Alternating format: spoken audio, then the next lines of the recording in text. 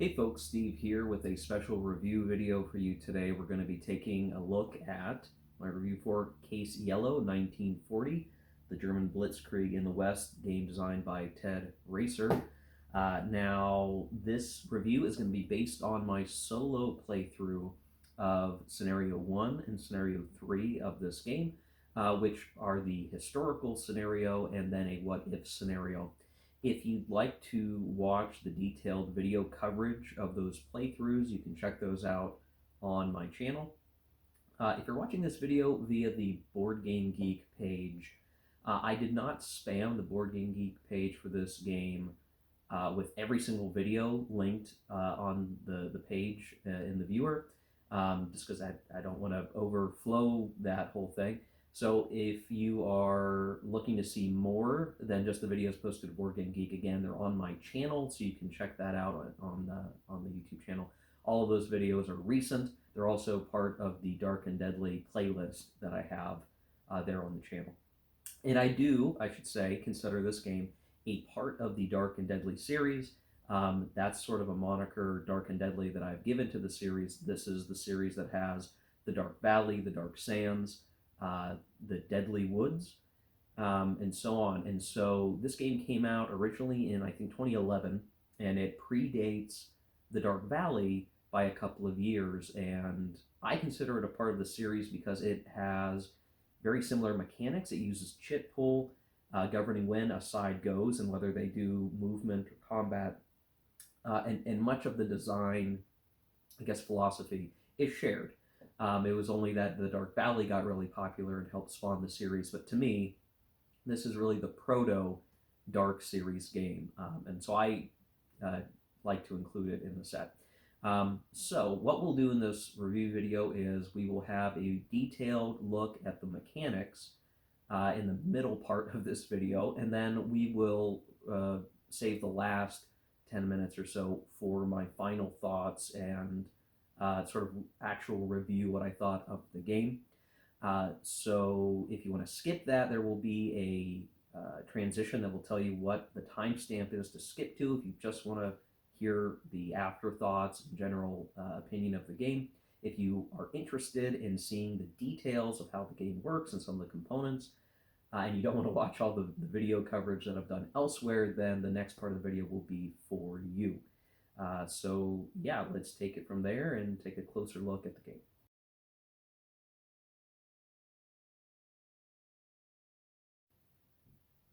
Okay, let's take a look at some example counters and talk a little bit about the game mechanics of Case Yellow 1940.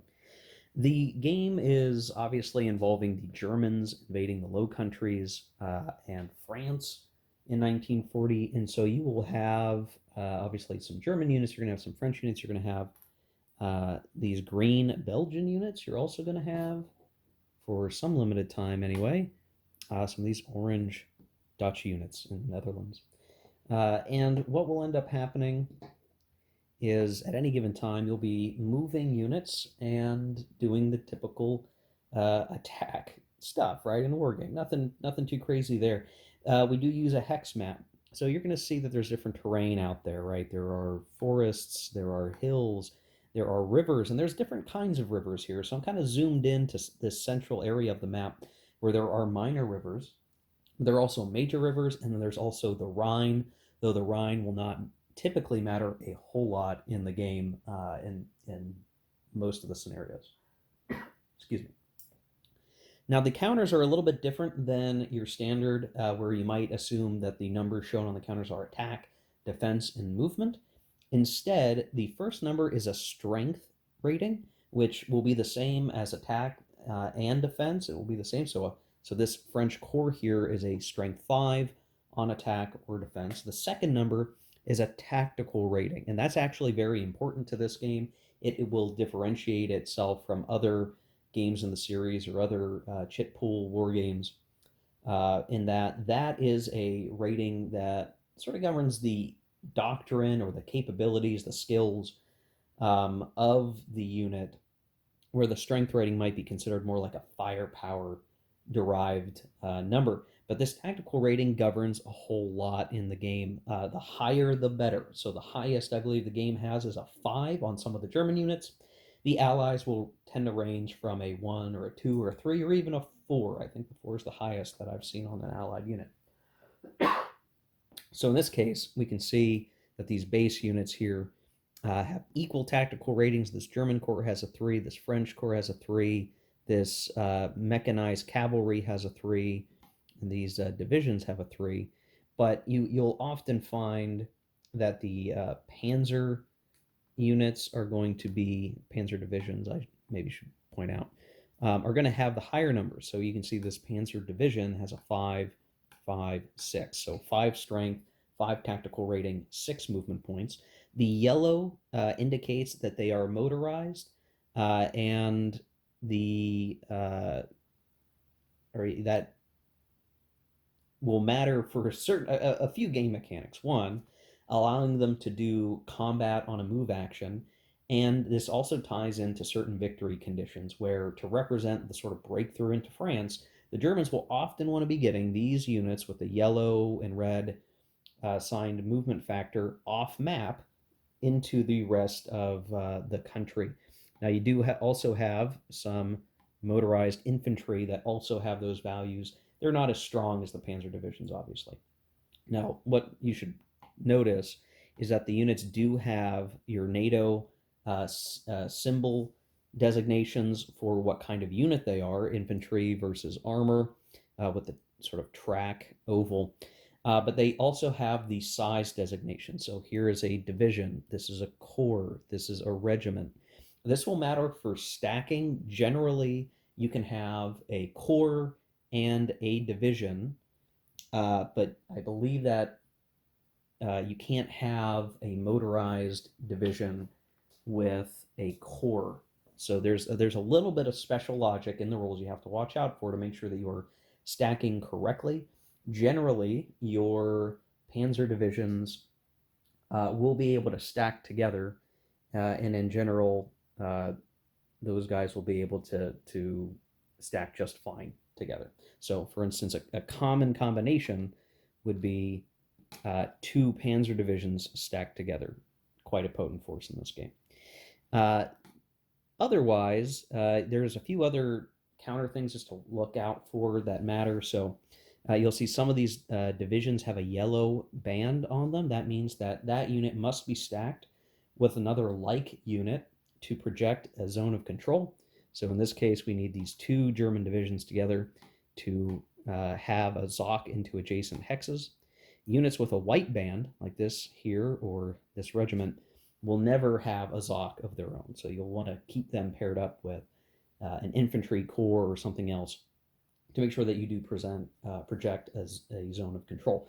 Now, zone of control, you may be familiar with that, right? It's the field projected into adjacent hexes that will cut off enemy supply or retreat paths, that sort of thing. And so that is an element of the game. But what is perhaps one of the most important aspects of this game that differentiates it from others in the series is that for these motorized units, like these panzer divisions, if their tactical rating is higher than an opposing unit, that unit can ignore their ZOCs, like for the purposes of movement. So what can happen here is, and I'll just kind of clear the way a little bit, that while ZOCs do project over minor hex sides, this German unit could bypass this French infantry through its ZOC and maybe attack back here. Or if there was no unit there, they could come back up around, and maybe you have something like this occur where now this guy is surrounded by these 2 German units.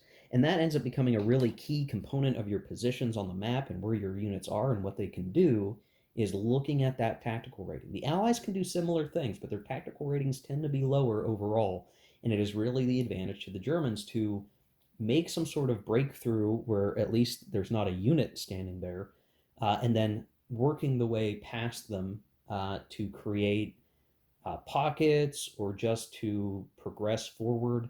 The penalty for being out of supply is not as bad as it could be. Generally, being out of supply means you are going to have a shift to the left as the attacker on a combat table, or it gives a shift to the right if the defender is out of supply. But usually the combat shifts that are given to Panzer units by being armor can offset that. So generally, in the combat system, you will get shifts to the right as the attacker if you have more armor than your opponent, and a few other uh, rules that I won't cover in high depth, but it's generally going to be things that you can expect or you can imagine. The combat system is a odds based system, so you will compare your strength numbers in the attack to the defender. You will roll the dice. You will get a value, and then there will be column shifts depending on some of those things I mentioned. Terrain matters. So if you're attacking across a river hex side, that's a shift to the left. Things like the forest and the woods will provide a shift to the left to the attacker. Uh, Air support will shift you left to the right depending on who's using their air asset. So the Germans will have Luftwaffe.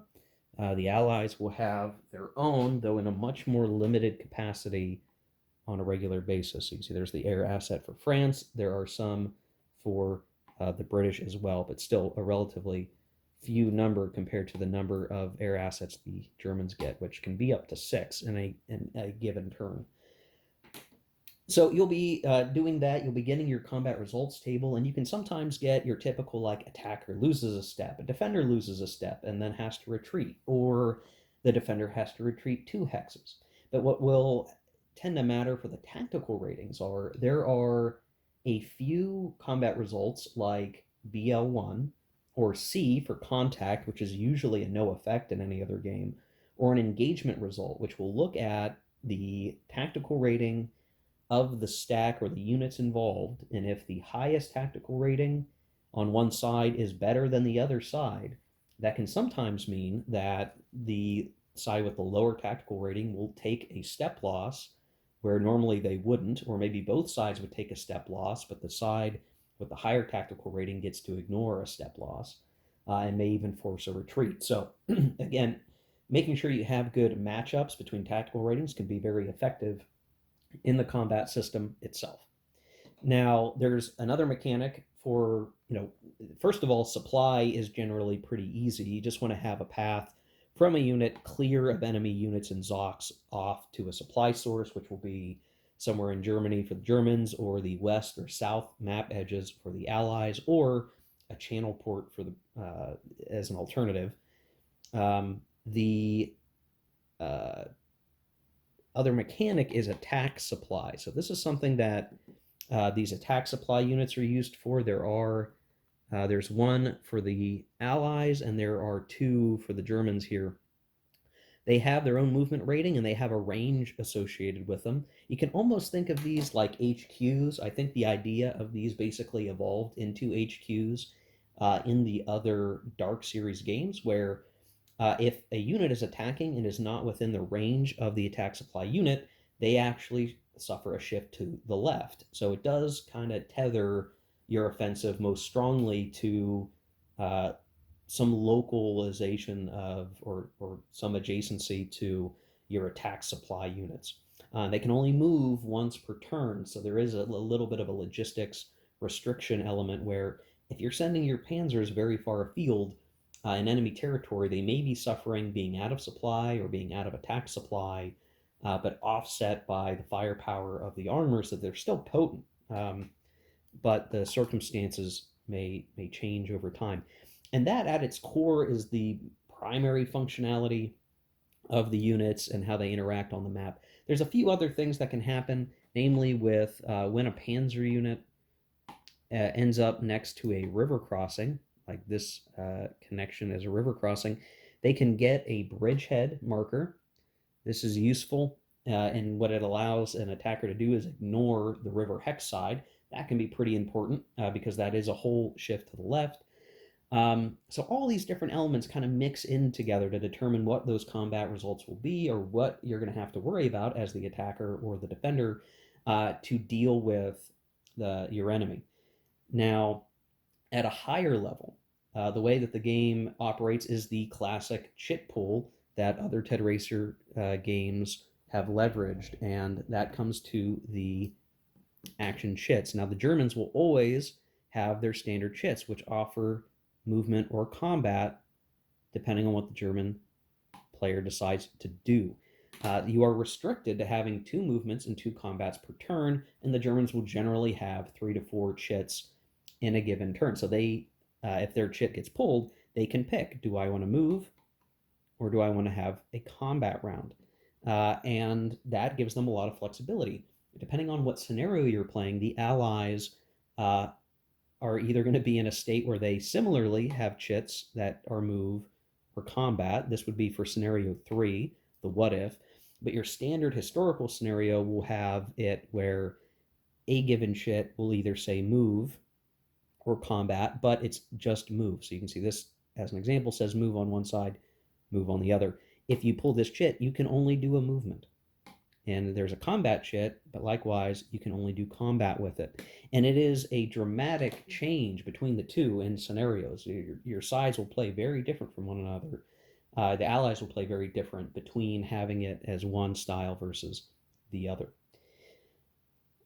You will also encounter a variety of other special events depending on the scenario that you're playing. There are a few special chits that govern that. That is Dunkirk, Operation Dynamo can occur. Now, in my games, I had it happen in Dunkirk, but technically, the Allied player has some options. They can choose Calais or Boulogne to put the evacuation port in. And in some scenarios, a very strong way to get victory points is for the Allies to evacuate units. So by and large, the scenario 1 historical scenario will be about the grand struggle of the Germans to do a sickle cut. Now, I have here is the aftermath of scenario 3 from my playthrough. But generally, what you would see happen is the Germans doing, this sort of classic sickle cut type of thing, and the Allies desperately trying to get through the evacuation port wherever you have placed it to get units off. And there's a certain sequence in the turn order where the Allied player will declare, in at least scenarios 1 and 2, Operation Dynamo, designate the evacuation port, and then diligently work to get units off the continent to accrue victory points. And in fact, in some cases in scenario 1, you could almost call the game early if the Allies get enough units off the continent and accrue enough victory points. The Germans will almost have no way of winning.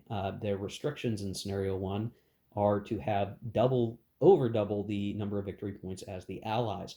And how you get victory points can vary. A lot of it is some timing based. There are a lot of different cases to evaluate, but they're not too terribly complicated. Forcing the Netherlands or the Belgians to surrender will be worth a certain amount of victory points, depending on when that occurs. And then there are other things like getting motorized units off map that will be worth a certain number of victory points. Scenario 3 differs a little bit differently in that there are more conditions to reach, so it takes the victory point calculation out of it. But generally, you're all working to do those same types of things. The Allies wanting to get away or to stay in the fight, such that the German offensive is bogged down. The Germans want to make their breakthroughs. They want to eliminate Allied units and all of that. There are a few things related to replacements. You don't get them every turn. Replacements will only show up on turn 5 typically, and you only get a few. So this could mean that either side could attrit themselves into trouble where they can't, recoup their gains.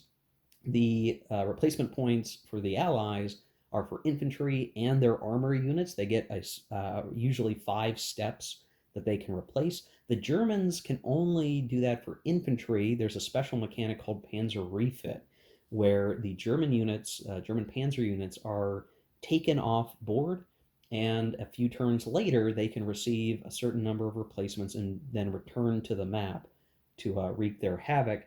But what you'll end up having each turn, at the end of each turn usually, is a armor attrition mechanic where each side will have a cup of their own to draw from, and just as an example, you will pull these from the cup. This will designate a unit that will take a step loss, not a step loss for combat, but a step loss derived from armor breaking down, not being well maintained, or running into a variety of issues. And this can happen at the most inopportune time. It adds some element of replayability or chaos where your German spearhead might be doing great, but all of a sudden they take some attrition. And if you're really unlucky in a single turn, you might see two units stacked together, both take a step loss, which could leave them very vulnerable to being eliminated. So that aspect of uncertainty is interesting. It adds some pressure to the game system as you go.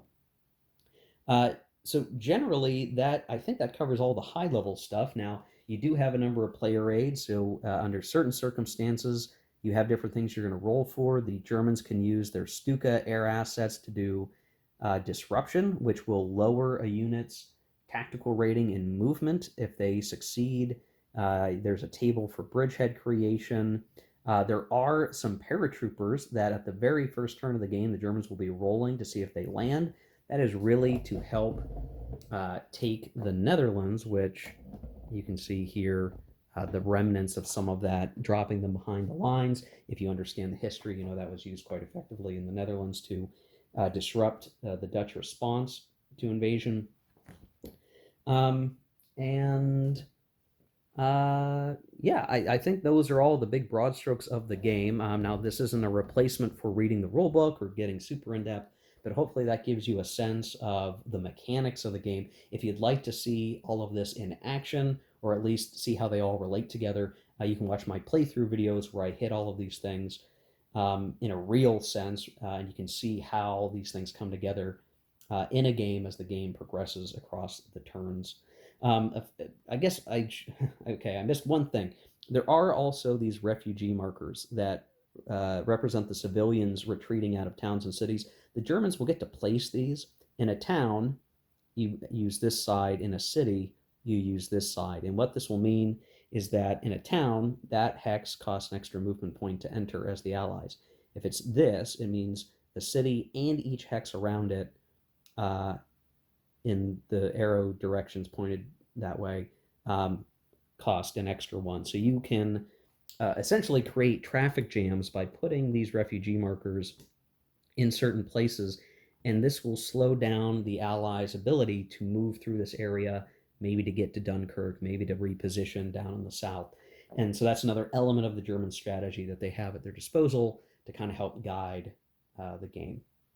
So, okay, I think I've covered most all of the big important things for this. Now there are more details that I could get into, but I think that's enough to get you guys a sense of how the game works and is structured. A lot of the game comes down to where are you going to make a crossing on rivers? Can you trace supply? One important thing is you can't trace supply over a river hex side, regardless of type, unless you do so at a crossing. And that can drive a lot of your decision making on where you're advancing, where are you going to take a risk and get across a river, and all of that good stuff. So with that, I think we'll wrap this section of the video up, and we'll just return back to the sort of final review and thoughts. Okay, so what did I think of the game? Well, I enjoyed it. It's certainly an interesting uh, campaign scenario, right? Case Yellow, the German invasion of France and the Low Countries. It can be kind of odd to think about, right, as a war game because one side is supposed to dramatically win over the other. So how do you make a game out of that? Well, you can handle it like this game has in a couple different ways, right? You can handle it as the Germans are going to win, but they have to win a certain way to win the game. Or in the scenario three, what if stuff, you change it up. You allow for a little more ahistorical what if scenarios to play out and provide some additional content for the players. And I think this game actually does that pretty well. It is definitely in line with the rest of the series in that it is great for solitaire. The operations of the game work really well. The chit pool is just as good as in any other game. It really sets the tempo for what the sides can do. And again, as playing solitaire, you get that opportunity to just let go of the split brain some of the time because you're just playing what shit comes up, and that's really helpful for that. Now, the components of the game are generally pretty good. The map is a paper map, two sided. one for the first couple scenarios, one for the third scenario. There's also the extra back of the player aid card for scenario 4, which is just the Netherlands. It's sort of a training scenario, and all of that is good. All the counters are clear, good, relatively good standard quality of the counters. The one area that I think this game maybe is lacking is the rules organization. Now, the rule book itself is generally fine, but the playbook, which contains the scenario information, includes specialized rules for each scenario. And for some reason, the way that the rules are laid out between the rule book and the playbook, some information in the scenario book feels like it should be co-located in the rule book and being able to specify what is different from scenario to scenario. And you could probably get away with a smaller page count by doing that. The other issue is that the playbook rules for a given scenario are multiple pages long. So if you're looking to play and you're reading the rule book, okay, you've got the rule book well understood, you've read it through, you've absorbed the information, you're reading the PDF maybe, when you're on the go or something on your phone, but the playbook doesn't have a easily accessible PDF that I've ever found. And so if you're going to prepare for a scenario, you actually do have to get the book out, you have to read it, and it is several more pages of reading that you will have to do to set up and play, and you will find yourself referencing or hopping between both the rule book and the playbook to make sure that you're doing something right. And that felt a little clunky along the way, to be honest. The one thing that I'll say is that because this game offers the different scenarios that it does, you can kind of look at it as you're playing an entirely different game for the scenario, and it just uses some of these base rules. I will say the content is good for that, right? The scenario 1, the historical scenario with some pretty tough restrictions on the Allies, is an interesting exercise from a historical perspective. And the other scenarios that provide some flexibility in the Allied capability help to spice up the game quite a bit. In scenario 3, which is a what if, where the Allies have much greater command and control and cohesion in terms of their capabilities, is a really interesting change up and was pretty fun to play and experiment with besides the scenario 1 playthrough that I did. So I can say for sure that the game has enough content in it that it is worth checking out for those couple of reasons. It's not just the historical Case Yellow campaign where the Allies are just going to get totally crushed and the whole Dunkirk situation. Like, there's more to play in the game, which is really a strong point. One thing I should point out that, this game was, I mentioned it earlier, released in 2011, and it has not been reprinted. So as of today, this game is considered out of print. So if you're watching this in 2022, it's certainly out of print. Maybe that will change in the future, but if you're watching this video and thinking, oh, this game seems like it's for me, I should go get a copy, you're going to have to go to the secondary market. Now, for whatever reason, this game didn't, it came out, people bought it, some people enjoyed it, and then it sort of drifted out of off people's radars. It wasn't as big of a hit as, say, the Dark Valley. It's probably a little bit cheaper for a used copy. You may have to, the secondary market is what it is. So you might have to try a little harder to find a good copy and purchase it. That's how I got my copy, actually, was somebody was selling a used copy that was already punched, and it was counter complete and all of that. It worked for me, and I do plan on holding on to this copy. I like the game that much, at least. So if you're going to go looking for this, just keep that in mind. You may have to look at Board Game Geek Marketplace or go to an online stock shop like Noble Knight or something that may have a copy, or a Game Swap. A lot of different ways to get this at this point. I say that for now because I do think this game deserves a reprint or a remake or something. Because this game came out before the Dark series was really established as the Dark series, it kind of sticks out as one without an appropriate name. It's just Case Yellow 1940 as its own one-off thing. I think this game could definitely have some use as a new title, and you could call it, I don't know, the Dark Fields, the Dark Rivers. Who knows, right? You could republish it with a new name that fits with the series, or do something else to attach it to the series, and do some improvements to the rules organization, move some of that playbook content to the rulebook, make it a little better organized. And I think this game could reach an audience. I think it would still be a really great game to play, and then I would upgrade my copy from this to the new reprint. I would definitely be willing to do that because, again, I had fun with this title. It adds some mechanics, like all Dark and Deadly series games, that are individual mechanics that are just for this game that are not in the others, but still held together by the chit pool and move versus combat uh, activities that can make it interesting, and you can be, happy to include this alongside the Deadly Woods or the Dark Sands as a lighter weight Dark Series game as compared to the big game that the Dark Valley is, that really focuses on a specific campaign at enough of a detail that you can play it in a day. Certainly, if you a consistent day with a friend or solitaire, you could probably work through it in a dedicated day, and get a lot of fun out of it, and set it up again to do another scenario if you so choose. So for me, this was a fun play for sure. I think it's worth your time if you're looking for a game on Case Yellow. There are a lot of other games that are out there. Some are in much greater complexity, like the Blitzkrieg Legend and the OCS series. There are a few other lighter, maybe equal in complexity or weight games to this that may be out there. But if you like Ted Racer games, if you like the chit pool and you are playing solitaire, I think this is a good option. If you like to play opposed, I'm sure this is just as good then too. The chit pool just helps that solitaire aspect quite a lot. And overall, yeah, it was good. So uh, if that is helpful to you, great. If you have trouble finding a copy, keep trying. I hope this video was valuable to you to understand the game better and whether or not this is something that you would like to play. Let me know in the comment section down below.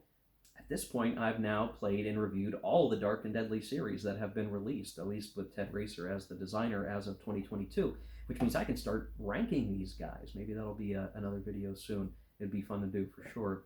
So, yeah, thanks for watching, guys. Take care and keep on gaming.